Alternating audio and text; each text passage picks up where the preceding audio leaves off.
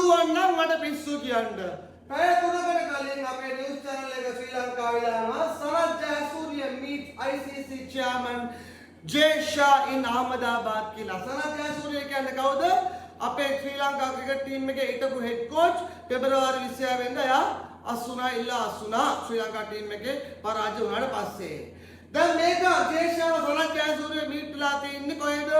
Ahmedabad වල. පැය 3කට කලින් නිවුස් එක. ඊට පස්සේ එයා කොහෙද meet වෙලා තින්නේ? Ahmedabad වල. ඊට පස්සේ පැයකට කලින් දානවා Jay Shah arrives in Colombo for talks on Sri Lanka's cricket future.